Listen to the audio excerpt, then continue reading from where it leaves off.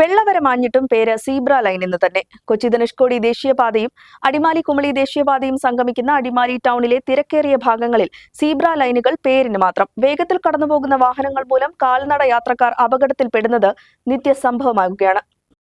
അടിമാലി കുമളി ദേശീയപാതയോരം ചേർന്നാണ് താലൂക്ക് ആശുപത്രിയുടെ അത്യാഹിത വിഭാഗം പ്രവർത്തിക്കുന്നത്. ആശുപത്രി കവാടത്തിലെ സീബ്ര ലൈനിന്റെ പകുതിയിലേറെ ഭാഗം മാഞ്ഞുപോയിരിക്കുന്നു. ഇതുവഴി കടന്നുപോകുന്ന വാഹനങ്ങൾ കാൽനട യാത്രക്കാർക്ക് ഭീഷണിയായി മാറിയിരിക്കുകയാണ്. കഴിഞ്ഞ ദിവസം റോഡ് മുറിച്ചു കടക്കുന്നതിനിടെ വയോധികൻ ഉൾപ്പെടെ 3 പേർക്കാണ് ഇവിടെ വാഹനമിടിച്ച് പരിക്കേറ്റത്. ഇതോടൊപ്പം കൊച്ചി ധനുഷ്കോടി ദേശീയപാതയോട് ചേർന്നാണ് താലൂക്ക് ആശുപത്രിയുടെ പ്രധാന കവാടം. ഇവിടെയും സീബ്ര ലൈൻ ഇല്ലാത്തത് കാൽനട യാത്രക്കാരുടെ ദുരിതം വർദ്ധിപ്പിക്കുകയാണ്.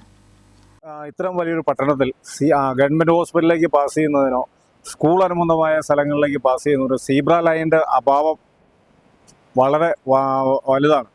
അതായത് സീബ്ര ലൈൻ ഇല്ലാത്തതുകൊണ്ട് അപകടങ്ങൾ വളരെ പെരുകുകയും വാഹനങ്ങൾ അമിത വേഗത്തിൽ വരികയും രോഗികളായവരെ ഹോസ്പിറ്റലിലേക്ക് കടന്നു വരുന്നതിനും അതുപോലെ തന്നെ കുട്ടികൾ, സ്ത്രീകൾ, അനുബന്ധ ആളുകൾക്കെല്ലാം വരുന്നതിന് സീബ്ര ലൈനിൻ്റെ അഭാവം വളരെ വലുതാണ്. അത് അധികാരികൾ ശ്രദ്ധിക്കണമെന്ന് വളരെ വിനീതമായി അഭ്യർത്ഥിക്കുന്നു.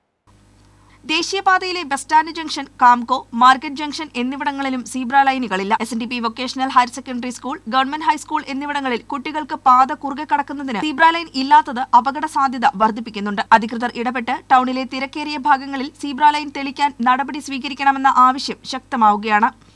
News bureau, Adimali.